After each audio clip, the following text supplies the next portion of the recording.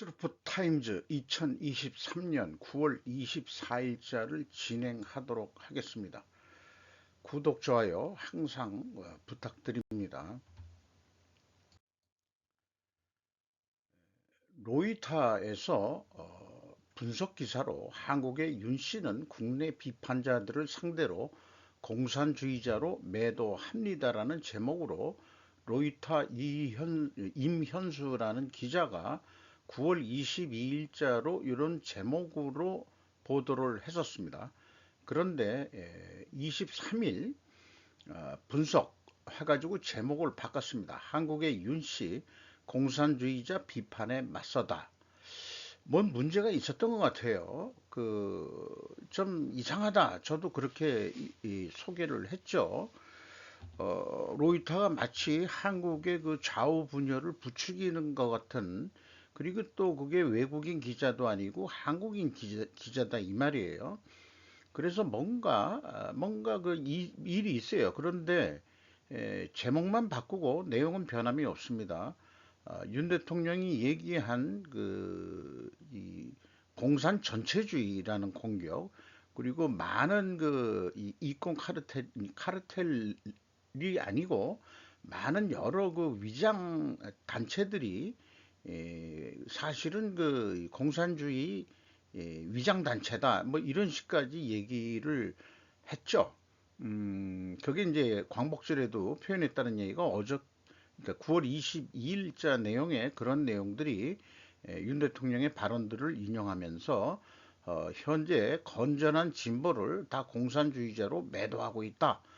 이런 것이 센세이셔널하게 제목을 붙였던 건데 요게 이제 박힌 거 요거 좀 이상합니다.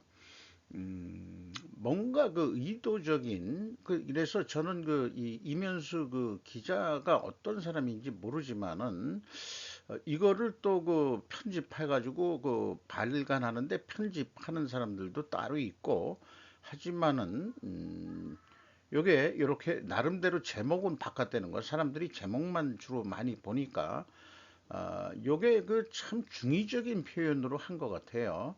공산주의자 비판에 맞서다.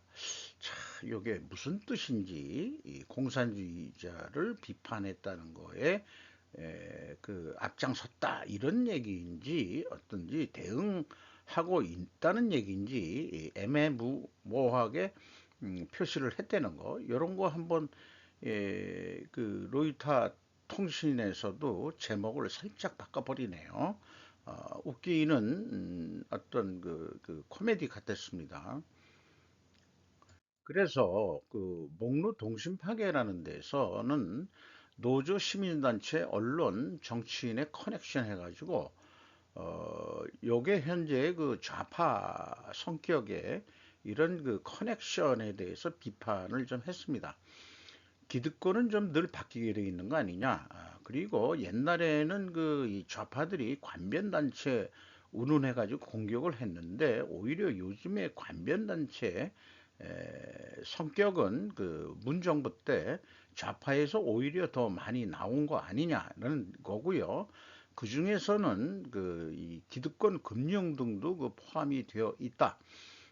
산업사회 세력은 지금 금융 자본 세력한테 거꾸로 당했다 이런 얘기는 전에도 저도 그런 시각을 가지고 있습니다만은 금융노조, 언론노조 이런 거 포함해 가지고요. 그리고 솔직히 과거 군부 독재와 연결된 기득권 제조업은 무너지지 않았느냐? 지금까지 생존한 해가지고 열심히 이 대기업 그룹으로서 유지하는 데는 어떻게 해서든지 그 정권에 맞춰가지고 살라고 좀 그래 왔겠죠. 그러나 이제 없어진 기업들도 꽤 많이 있는 거죠. 김규찬 씨라는 사람을 소개했는데 쭉그 이력을 소개하면서 정의당 쓰레기 소각장 공통분모 이권 카르텔이라는 그런 진단을 좀 내리고 있습니다. 현재 지자체에서 발생지 처리 원칙 쓰레기 소각장 강제법을 추진하고 있는데 이것을 자기는 전국적으로 테러 행위로 본다. 그 전국적으로 그 공기를 다 그렇게 이 오염시켜 가지고 어떻게 하겠다는 얘기냐? 한국을 아예 없애겠다는 뜻이냐라는 것까지 강한 어조로 얘기를 하고 있고, 말은 발생지 처리 원칙이란 것은 말은 이상하게 합리적으로 들리지만은 그건 아니다 이거죠. 쓰레기 매립장이나 쓰레기 그 처리장은 어디 그 인구 소멸 지역에 설치해야 된다. 그런 얘기를 하는 거고요. 그 거기에 대해서는 상응한 대가를 지불하고 그런 식으로 좀 이것은 중앙 정부 차원에서 관리해야 될 얘기지. 지방자치제가 해가지고는 좀 곤란하다.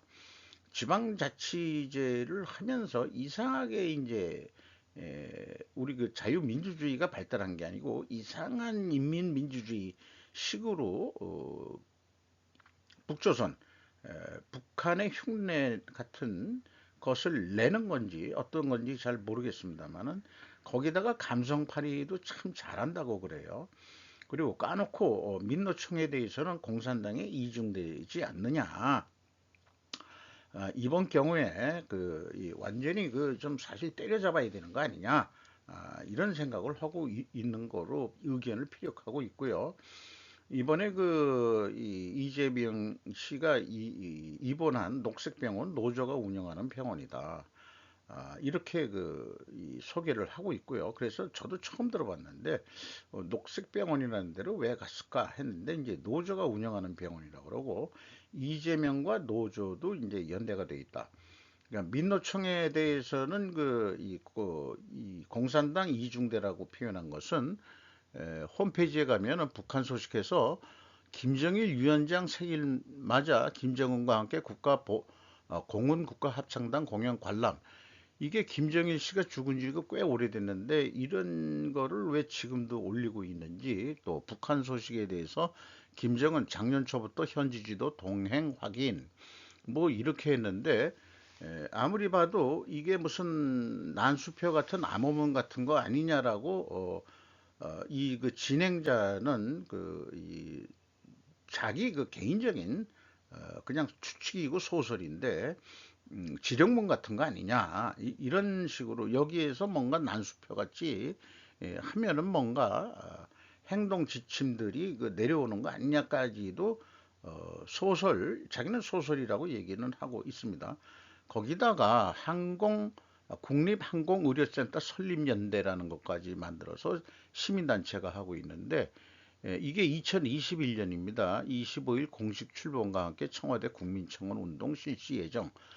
그런데 뭐 이런 게 이제 그 노조 중심으로 한 의료센터 이런 것이 과연 만들어져야 되는 건지, 대학병원 중심으로 종합병원 대기업 이런 쪽에 불만이 있어가지고 어떤 시민단체나 이런 설립 연대들이 거기에 써 있는 걸 보니까 어마무시한 단체들이 다 거기 기록이 돼 있는데 한마디로 이게 이 불순한 생각을 가지고 추진하는 거 아니냐. 이런 식까지 공격을 좀 했습니다.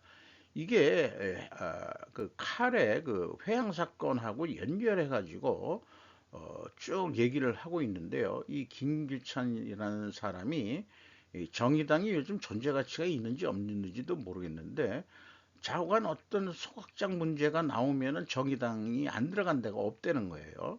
이런 식까지 이제 그러니까 추적해가지고 자료를 모아서 소개를 하고 있습니다. 이런 상황이니까 윤 대통령도 그거 말이 이 설득력이 있는 거죠. 전체 공산 전체주의자들 또 이런 표현들이 나오고 현재 있다는 거죠. 이거를 현재 건전한 어떤 시민단체를 공산주의자로 매도하고 있다라고 어, 외국계 언론 입을 통해 가지고 나오게 하는 야, 대단한 세력이다. 이런 느낌도 있습니다. 언론 노조 출신인지 어떤지 모르겠습니다만은, 요 주의해야 될 것 같아요. 로이터 통신 거를 한국인 기자가 쓴 것들은 그런 생각까지 들어가네요. 귀국 윤 대통령 대백지전 찾아 공주 부여 역사 문화 거점으로 만들 것. 자, 몸도 피곤할 텐데 오자마자 헬기를 타고 공주 부여 역사 문화 거점으로 해서 충남 공주행으로 갔다. 그래서 저는 첫 느낌이 이거 벌써 총선 운동하나?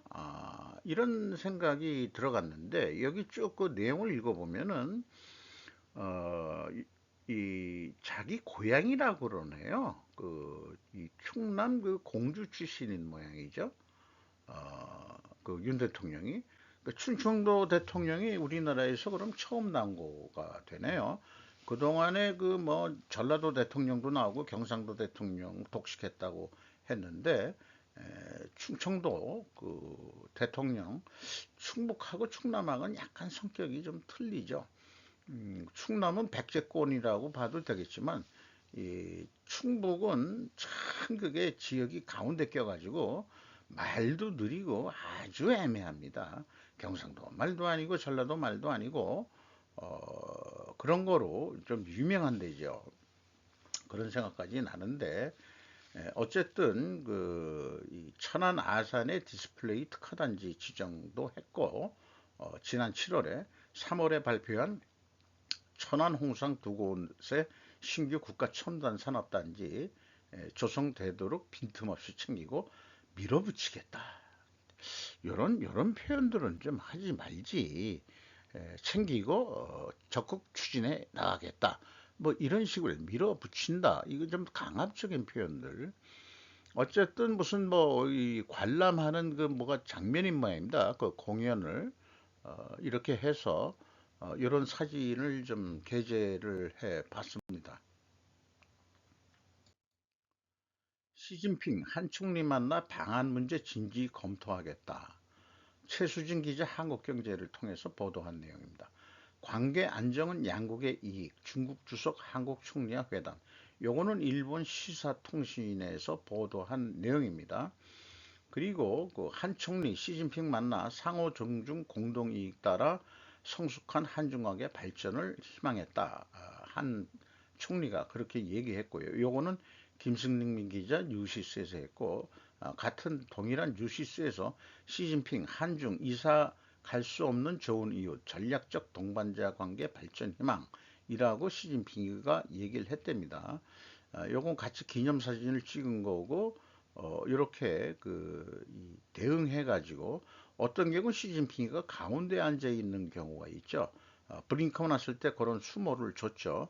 요거 이렇게 그 양쪽에 그 대칭해서 앉았다는 것은 서로 존중한다는 표현이 되어 있는 거죠. 오른쪽에 여기 시진핑이 멀리서 좀 보이네요. 여기에 이제 한덕수 총리가 가운데 앉아 있고 다 그 옆에 보좌하는 사람들이 앉아서 회담을 하는 이게 그 항저우 아시안 게임 때문에 자연스럽게 이루어진 것 같습니다. 또 참석을 하고 정치인까지 가서 항저우 게임의 그 성공적인 그 개최를 바란다. 뭐 이런 덕담도 다 했겠죠. 키가 두 사람이 좀 비슷하네요. 근데 이사 갈 수 없다는 표현이 저는 영 마음에 안 듭니다.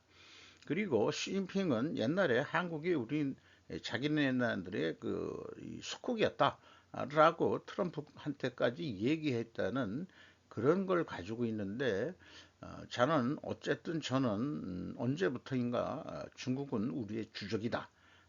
이렇게 생각을 합니다.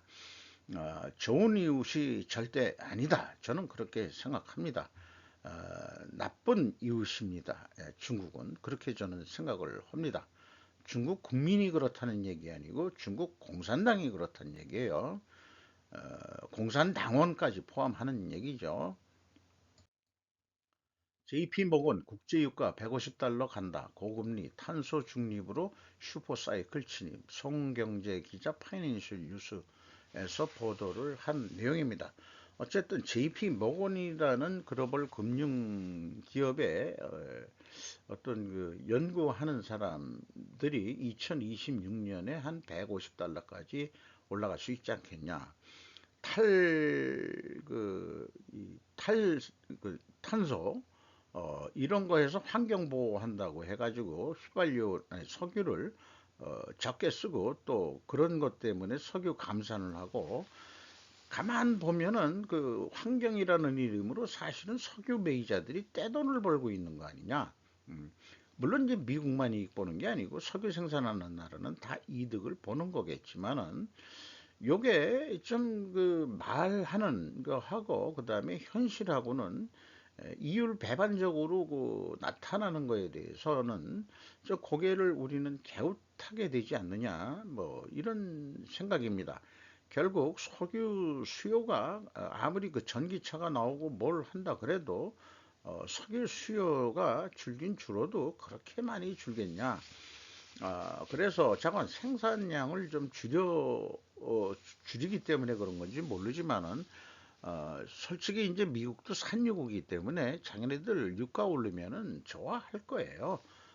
그러니까 그런 방향으로 세계 경제 정치를 좀 이렇게 가는 거 아니냐 하는 생각도 좀 하게 됩니다. 유엔에서 중국은 서구 모델의 대안으로서 글로벌 남부의 일원으로 자신을 내세우고 있습니다. 테드 앤서니 AP를 통해서 보도된 내용입니다. 중국은 목요일 세계 지도자들과 만나 자신들이 저개발 국가들의 목표와 도전들과 동일시하고 있으며 그들에게 오랫동안 서방의 패권이라고 불리던 것에 대한 대안을 제공하고 있다고 말하면서 스스로를 세계 남부의 일부로 생각한다고 말했습니다.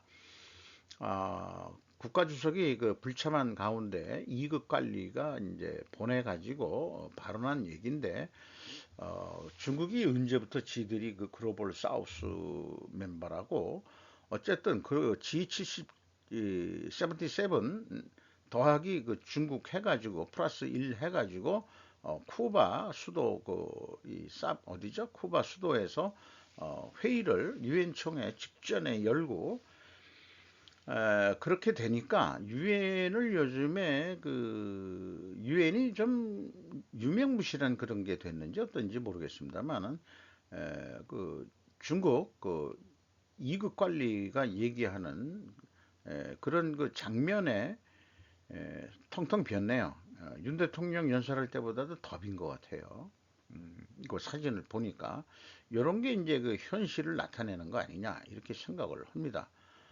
어, 미국에 대항하기 위한 전술이냐 아니면 정말 꼬리 내겠다는 표명이냐 저는 그렇게 생각을 하는데 아무리 그 G77 그 글로벌 사우스들이 뭉쳐가지고 대항을 헌들 이긴 적이 없다. 그런 얘기인데 이 세계가 왜 그 서구 이 말하자면 그 뭐죠? 서구의 논리대로 이 세계가 돌아가야 되느냐에 대한 불만이 있는 건 맞겠죠. 그렇게 생각하는데 제 생각에는 빨간 글씨로 잘 보이진 않지만 요거는 소설입니다. 어쨌든 남쪽은 당해왔다. 그건 맞는데 문명이 그렇게 발전을 해왔는데 이제 기후 변화 때문에 이 북쪽 온대 지방, 그 북반구 온대 지방의 그 문명 세력들이 거기가 좀 날씨가 더워지면은 다시 북쪽으로 침략하지 않겠냐 하는 게 이제 제 미래 소설이고요. 그리고 그 남반부 쪽에서 그 이 좀 열대 지방이 온대 지방으로 조금 더 바뀌면은 거기가 조금 더 잘 살게 되면은 조금 더 자연스럽게 살기가 좋아가지고 더 산업이 더 발전할 수 있는 그런 모양이 되겠죠. 오히려 중국이 열대지방화 되고 이럴 수도 있는 거 아니겠느냐 이런 생각도 해보게 됩니다. 이것은 기후변화가 어떻게 되고 그것을 그 예측을 제가 뭐 과학적으로 한 건 아니지만은 한 15,000년 정도 되는 인류 역사의 개괄을 할 때 이래저래 이제까지 이 나이를 먹으면서 해본 것은 결국은 그 철기를 만들어낸 스키타이 문명이 세계를 지배했다는 거고, 그러한 그 철기 문명이 계속해서 요즘은 뭐 반도체 뭐 이런 식으로까지 해서 그 이 발전된 그런 산업 문명으로 되는데, 먼저 기술이 앞선 그런 문명이 결국은 세계를 지배하게 될 것이라는 것은 변함이 없지 않겠냐. 제 뜻은 이제 이런 식으로 소설을 써 봤습니다. 1900, 1590년대 한국 대 일본 이순신 장군 거북선이라는 거에 대한 그 보도를 낸 매체가 있습니다. 테리 로이드가 그 위아더 마이트 라는 그 매체를 통해서 했는데요. 우리가 익히 알고 있는 임진왜란 역사를 쭉 풀어갔습니다. 그런데 이제 그 자기네들 그 시대에 비교하는 게 카브리에의 영국 해적들이 보물이 가득한 스페인 캘리온을 세계의 한쪽에서 약탈하는 동안 다른 한쪽에서는 한국의 은자 완국이 중국을 공격하기 위해 한국을 정복하려는 일본 침략자들을 필사적으로 싸웠다. 그러니까 이 도요토미 히데요시가 우리가 명나라를 치려는 거지 너희들을 치려는 게 아니요. 그러니까 길을 좀 내두고 요래 가지고 이제 침략의 명분을 만들어서 한 거죠. 그러나 그 왜 침략했을까 뭐 하다 보면은 그때도 이미 이 카톨릭이죠. 그때 이 카톨릭이 그 전파가 되고 있었고 또 그 큐슈 지방은 그 영주가 그 카톨릭으로 그 또 이 말하자면 믿고 그렇게 됐던 거고 우리나라 임진왜란 때 그 쳐들어온 그 앞장선 그 이 표식이 이 십자가 표식을 들고서 침략을 했었죠. 그 왜들 그렇게 했느냐 그러면은 그 조총을 조총을 그러니까 총을 구하기 위해서 그렇게 했다 그런 얘기입니다. 그래서 도요토미 시대에서는 전국을 통일한 다음에 이 강력한 부사들을 한가한 부사들을 어떻게 해서 반란을 안 일으키게 할 거냐는 거를 머리를 돌린 게 명분을 만들어서 조선을 침략하라고 요렇게 이제 머리를 썼다는 거예요. 그래서 내부에 문제가 있을 때는 외부로 공격의 화살을 돌려라 하는 거. 그러면 일단은 내부는 일단은 어떻게든지 돌아가게 돼 있으니까 이런 작전을 쓴 거죠. 그렇게 생각을 합니다. 그런데 역사를 통틀어 한국은 압도당하는 것을 막기 위해 전략과 혁신적인 군사기술에 의존해야만 했다. 이렇게 얘기를 하고 있고 1500년대 후반의 혁신 중 하나는 바퀴가 달린 검은 가루 연료의 다중 패럴 화살 발사기. 지금 이 다연장 그 로켓포 같은 거하고 똑같이 생겼죠. 그걸 이제 그 거기다가 그 화살에다가 그 폭약을 장착해서 일시에 쏴대는 그런 거 우리나라가 개발을 했었죠. 그리고 발사체를 2000m까지 발사할 수 있었다. 2km. 그러니까 옛날로 치면은 대단한 그런 것 같습니다. 그리고 이거는 뭐 모형입니다만은 이 거북선, 그 해전에서 결코 그 일본이 이길 수 없었기 때문에 선박 기술도 우리나라가 더 좋았고 그렇기 때문에 결국은 히데요시는 한국에서 철수했다. 그런 얘기입니다. 그런데 더 인상적인 것은 어, 그 해군 제독에 대한 승리가 나왔는데 그 러시아하고 싸워가지고 러시아 그 해군 함대 두 척을 격파해서 세계를 놀라게 한 일본의 토고 장군이 나오는데 승리 후 토고 장군은 자기가 누구 제독하고 비유를 해주는 건 듣겠는데 이순신 장군은 어, 절대 비교할 수 없다 이렇게 겸손하게 얘기했다는 거예요. 참 이렇게 겸손한 일본 해군 이 사령관도 있었군요. 이런 것도 좀 생각을 하고 이게 객관적으로 이런 식으로 좀 얘기했습니다. 여기 표현은 이순신 장군은 뭐 해전하고는 어, 전혀 관계가 없다 이렇게 표현했는데 이 뜻은 뭐냐 그러면 영어식 표현인데 자기하고 이순신 장군은 비교한다는 것은 저는 그건 아닙니다. 저는 그 이순신 장군하고 비교할 수는 없습니다. 이렇게 겸손하게 들리는 것으로 보입니다. 오만한 독일은 스스로를 구할 능력이 없습니다. 매튜린 텔레그라피에서 보도를 했습니다. 도이체방크 최고 경영자가 옛날에 자기네들 독일 잘 나갈 때 전 세계에 강의할 수 있었던 날은 이미 오래전 얘기입니다. 그, 독일의 그 경영에 또 특수한 거는 노조와 경영자 간의 원활한 합의. 노조 대표가 그 이사회에 한 명인가 들어가게 돼 있죠. 이런 거 많이 그 협동조합 내지는 이 사회적 경제할 때 많이 인용이 되고 했던 내용입니다. 이번 주 프랑크푸르트에서 가진 연설에서 크리스티안 바느질 독일 중앙은행 총재는 우리나라 바느질이 아니고 발음이 바느질로 발음되는 모양이에요. 자국의 구조적인 문제를 해결하지 않으면 유럽의 병자가 될 것이라고 말했다. 영국에서는 이미 영국 그 파이낸셜 리그에서는 다시 한번 그 유럽의 그 병자가 되겠느냐 될 것 같다라고 가십같이 뉴스를 냈죠. 그 원인도 많이 있고 잘못된 그 에너지 정책 때문에 결국은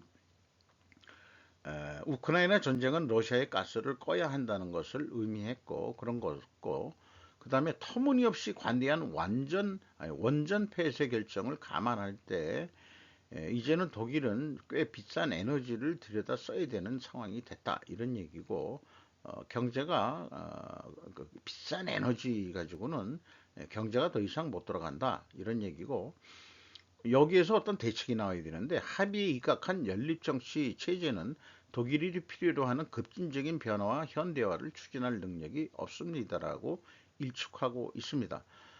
그래서 그 영국은 영국 비유도 했고 그 다음에 프랑스도 마크롱 대통령이 뭐 법인세 일부 인하 뭐 이런 것도 얘기를 했고 이탈리아도 경제 개혁을 위해서 최소한 노력을 하고 있고 폴란드에서도 많은 공장들을 헐값에 빼돌리고 있다.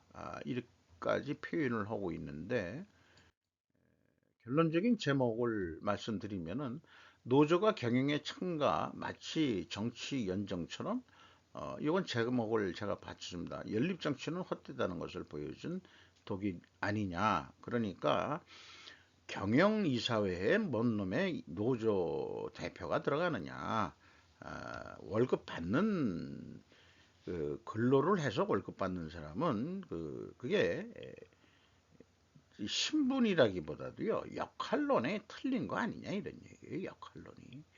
근데 이제 연정처럼 생각하니까 그래서 뭐 그게 더 민주주의였는지 어떤지 자기네들은 그렇게 생각했는데 정치를 봐라. 연정해가지고 무슨 아주 획기적인 아이디어가 나왔냐 이런 얘기죠. 자, 독일은 사회민주당, 녹색당, 자유민주당으로 구성된 연합으로 거의 아무것도 합의할 수 없다. 아, 언젠가 그러나 독일이 스스로 개혁할 가능성이 있겠지요. 고도로 숙련된 노동력과 엄청난 기술적 재능, 그리고 세계 시장에서 큰 존재감을 가진 여전히 부유한 나라입니다. 그러나 이는 정치 체제를 근본적으로 개편하고 그 전에 내부 논쟁을 지배하는 안일한 중도주의를 산산조각 내야 될 것입니다. 이런 뜻으로 썼습니다. 그리고 지평선에는 그런 움직임의 흔적이 거의 없다는 게 문제다 이거죠. 최근에 어디서 눈탱이가 밤탱이 돼가지고 자기는 뭐 넘어졌다는데 제가 봐서는 이게 이렇게 어디서 얻어 터진 건지 무슨 입회식을 할 때 상징적인 그 신고식을 한 건지 음모론에서 얘기하는 그 입회식 이런 건지 이런 아주 그 사진 작가들은 아주 이 참 좋은 아주 그냥 아주 좋은 그 인상을 주는 좋은 인상이라기보다도 의미 있는 그런 순간을 잘 찍어내는 것 같습니다. 이 가운데 있는 사람이 누군지 모르지만은 얼굴이 어둡죠. 한 사람은 그냥 에, 휴대폰을 보고 앉아 있고 이 숄츠 총리는 뭐가 좋아서 또 이렇게 웃고 있는지 잘 모르겠습니다만은 시진핑이 중국 경제를 붕괴시키는 라고 하지 않을 수 없다.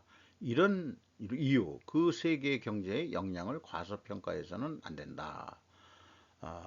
아사카 유타카라고 경제평론가가 현대 비즈니스에서 보도한 내용입니다. 기고한 내용이겠죠. 시진핑은 경제 음치다. 한마디로 이렇게 얘기를 했고요. 여기 나름대로 좀 가져왔습니다.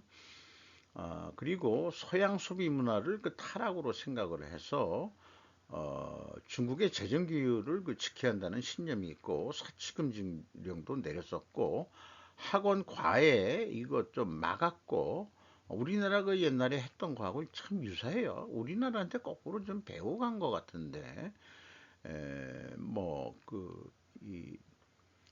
그 자본가와 체제 내의 욕심인 주자파, 자본주의, 주자파라고 그러네. 주사파가 아니고 주자파. 자본주의화를 추진하자 스스로의 세력. 그러니까 주자파라는 게 있구나. 주자파. 자본주의파. 이런 얘기네요. 네, 이런 용어도 하나 좀 알아놔야 되겠구나. 온라인 게임으로 정신적 아편이 수천 위억 원의 규모의 산업으로 성장했다. 그러니까 게임 같은 것도 이거 넘어해서는 안 된다. 뭐 이런 얘기 같은데 게임 가지고 지들이 돈을 벌고 있으면서 바로 최악의 선택을 하고 있다. 그 학습 15라는 게 있는데 시진핑 사상 배우기 뭐 이런 건가요? 그래서 여기 투자는 눈앞의 수요를 낳을 뿐 아니라 성장의 진정한 원동력이라 해서 이 성공 경험 때문에 그러나 잘못된 투자는 고속철도 현재 이 5만 킬로가 들고 있는데 그 장사 안 된다 이게 승객이 너무 없다 이게 14억 인구가 그렇게 많이 다 맨날 이 전차 타고 다닐 거냐 고속철을 그런 건 아니겠죠. 일본 같은 경우에는 그게 뭐 다 얼마 안 신칸센이 얼마 안 된다고 그러죠. 그 전체 길이가 낙관은 금물이다. 뭐 해가지고 사실은 여기 이게 중국 통계는 믿을 수 없지만 중국 정부의 통계는 청년 실업률이 이거 많이들 인용이 되고 있는 건데 22.3%지만 실제로는 한 46.5%, 두 명 중 한 명은 놀고 있다. 그런 얘기죠. 그리고 현재 뭐 2023년에 5% 경제 성장 뭐 이런 운은 발표했는데 이렇게 이 5%도 너무 많다. 이게 등 일리가 없다. 이렇게 얘기를 하고 있어요. 요거는 뭐 참고적으로 스금병적 소강 정배 이게 뭐냐면 시진핑 사상 학습하는 책임 모양입니다. 참 독재 이런 게 이제 공산 전체주의라고 불러야 되겠죠. 어저께 그냥 전에 한번 본 것 같은데 나의 뭐 무슨 생활일인가 그런데 요즘 이 손석구라는 배우가 참 잘 나가요. 이 맥주 선전에. 근데 아주 좋은 이 언어 표현들이 많은데 그냥 제 눈에 몇 가지 그냥 뜬 거는 그 제목을 저는 추앙라면이라고 붙여봤어요. 이 둘이서 관계를 맺어가는 데 있어서 라면하고 소주뿐이 안 나오더라고요. 그래서 저는 추앙라면이라고 했습니다. 추앙이라는 용어, 저도 다시 한번 배우게 됐지만은 이 작가가 참 대단한 것 같습니다. 화려한 어휘력을 참 그렇게 다 일반 보통 사람들이 그런 말발이 되면 얼마나 좋을까 하고 싶기도 하는데 과거에 저 버려진 들깨처럼 짖는 개였다. 원래 약한 인간일수록 나쁘다, 사악하다. 평범은 같은 욕망을 가질 때 그럴 때 평범하다고 하는 거야. 뭐 이런 거 그냥 잠깐 좀 쉬어가는 페이지로 이렇게 정리를 해 봤습니다. 전미 노동조합, 흑인 노동자들은 중산층 생활의 약속을 지키기 위해 파업을 벌이고 있다고 말합니다. 커티스 번 MBC 뉴스의 보도 내용입니다. 우리는 단지 첫 번째가 되어야만 했습니다. 흑인 미국 자동차 노동자들에게 파업이 의미하는 반은 해가지고 2차 대전 이후 흑인들은 자동차를 만드는 안정적인 일과 더 공정한 임금을 발견했습니다. 현재 흑인 연합 자동차 노동자들은 임금이 시대를 따라가지 못하고 있다고 말합니다. 여기 그 자기 아버지 세대를 넘어서 지 딸도 그 디트로이트에서 포드 자동차에 들어가서 지금 일을 하고 있고 하는 사람하고 인터뷰한 내용을 쭉 얘기를 했는데 자기 자식은 계속해서 여기에서 그 이 자동차 회사의 포드 자동차에 취직을 해가지고 살기에는 우리 시대만큼은 또 못 살 것 같다. 상대적으로 포드 그 자동차가 T형 자동차를 만들 때 컨베어 라인을 만들면서 예를 들어서 딴그 시급 임금을 한 그 딴 산업보다도 2배로 올려줬죠.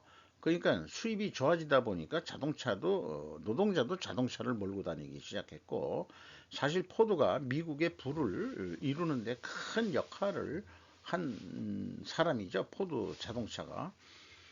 그래서 이 자기네들은 그 아버지가 한 번의 월급으로 한 가구 전체를 부양하셨다라고 이걸 상당히 이 자랑스러워하고 있는 그런 표현인 것 같습니다.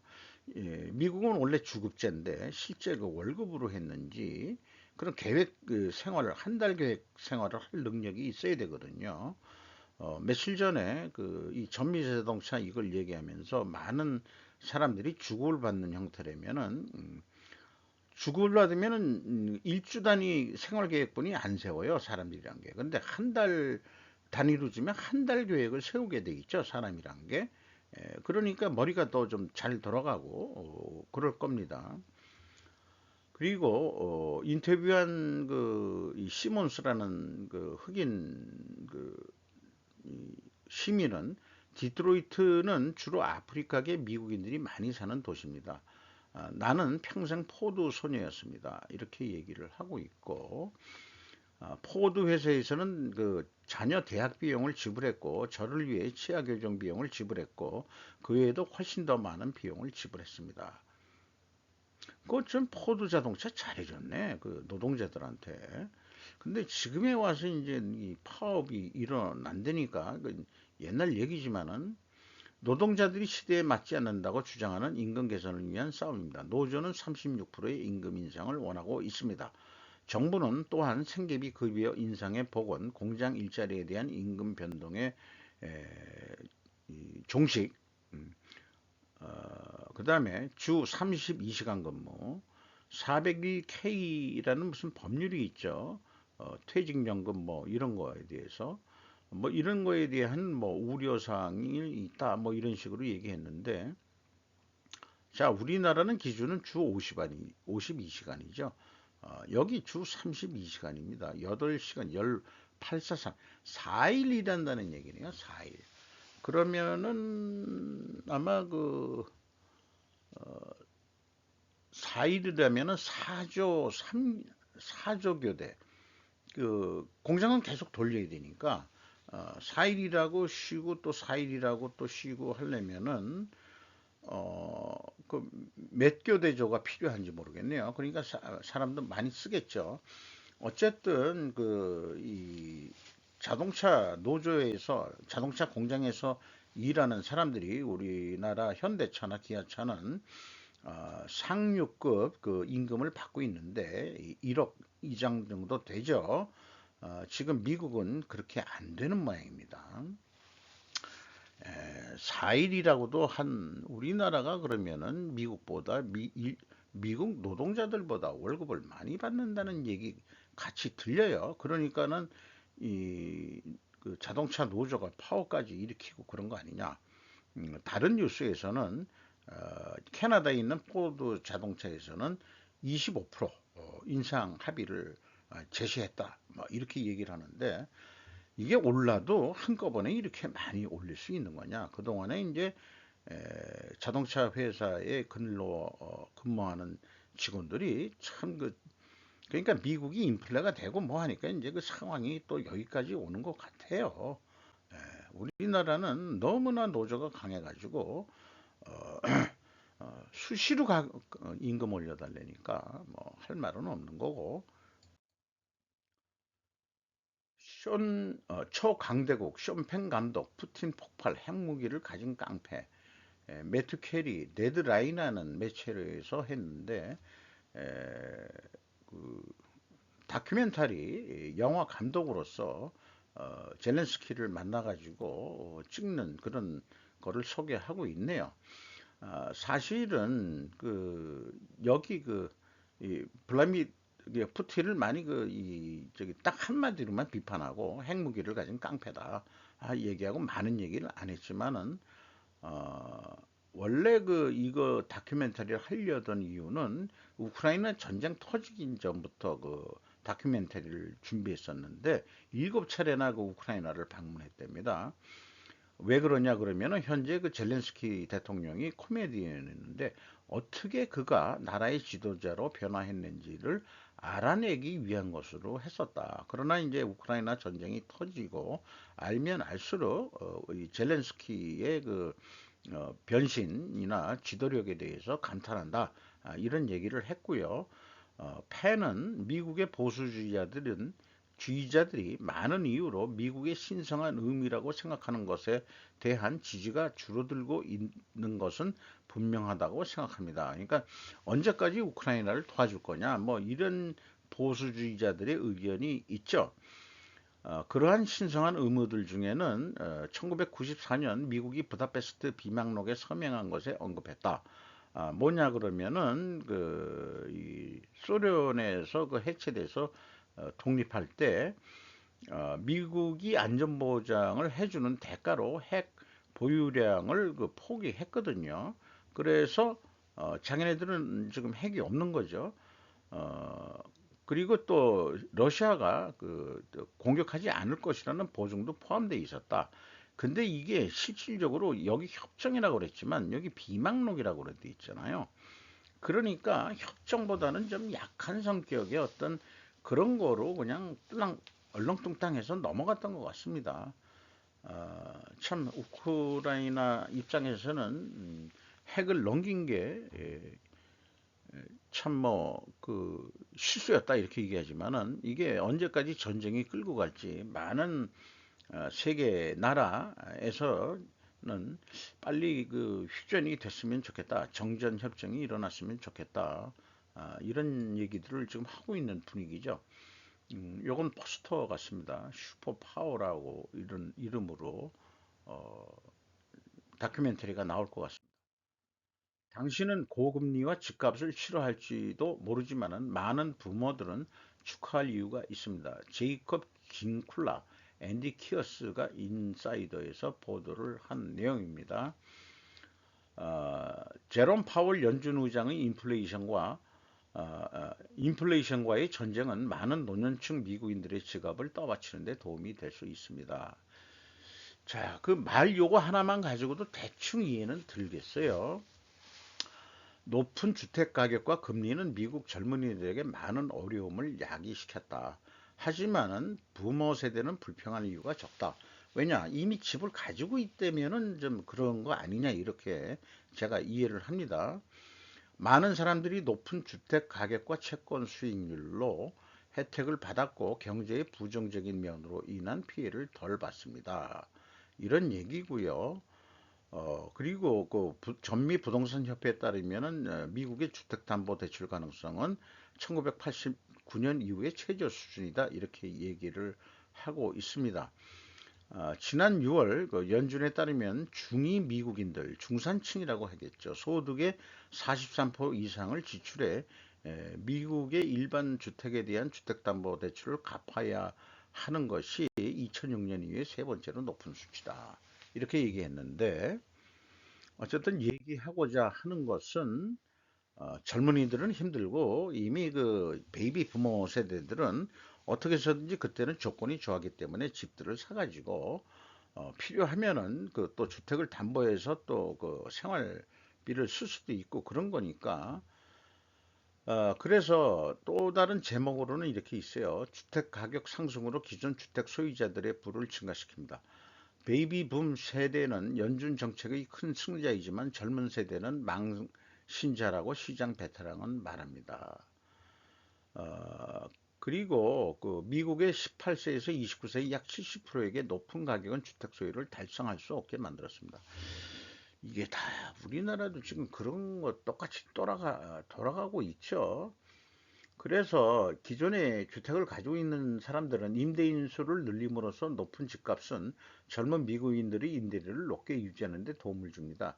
이런 표현들이 좀 중의적인 표현인지 어떤지 미국식 표현인지 모르지만은 젊은이들이 집은 못 사고 높은 임대료 받고 내고서 살게 되는 그런 상황 아니냐 이런 얘기 아니겠어요? 2021년 기준 60세 이상의 미국인의 84%가 집을 소유하고 있다. 우리나라는 얼마나 되는지 모르겠네요. 60세 이상. 어, 이미 대출금 상환에 갇혀 있는 경우 금리 상환에 따른 영향이 작습니다. 이 뜻은 뭐냐 그러면 이미 대출금 상환이 진행되면은 옛날 금리로 계속 갚아나간다 이 뜻으로 제가 해석을 합니다.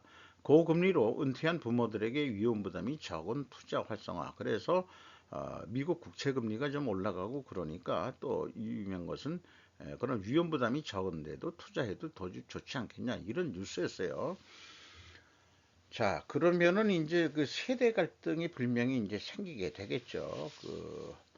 또 나이 먹은 베이비 부모 저도 그 속에 들어갑니다만은 제가 아는 놈도 금융권 출신 놈인데 음, 우리가 이렇게 열심히 살아가지고 우리가 지금 지내고 있는 그 상황이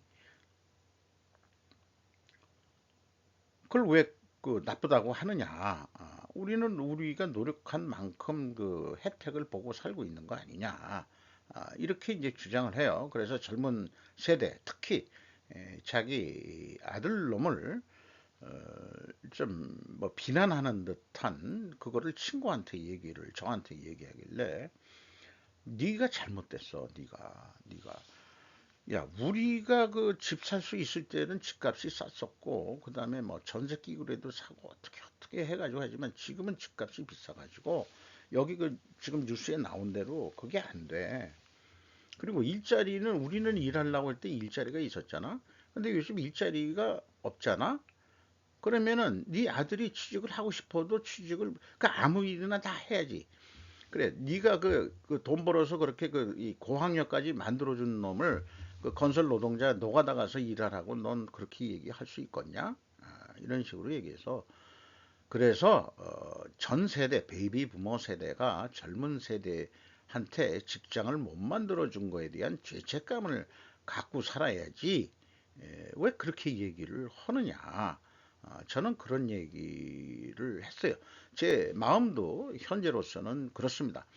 그렇기 때문에 일개 소시민이 어떻게 그 일자를 늘리고 우리는 인구가 그래서 팍팍 줄어가는데 그래서 저는 그런 거예요. 인구 감소 현상은 자연현상이다. 먹고 살기 힘든데 어떻게 애새끼를 계속 까갔느냐 이거예요. 아니다 이게 줄여야 된다 이게요. 그래서 그러니까는 이제 산업체들이 돌리니까 외국인들 막 집어넣고 막 그러는데 또 우리 고학력 되니까 우리는 이민자들이 들어오든 어떻게 되든 또 외국에서도 그 두뇌가 들어올 수도 있겠죠. 하지만은 그 기업을 살리기 위해서 그래서 그 일자리를 그 할 수 있을 때까지는 줄어들 거다.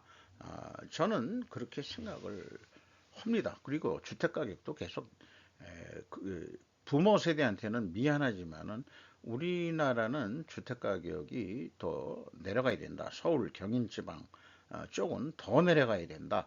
저는 그렇게 주장하는 바입니다. 짧게 했는데 또 50분 다 돼가네요. 여기까지 봐주셨으면 대단히 감사합니다. 고맙습니다.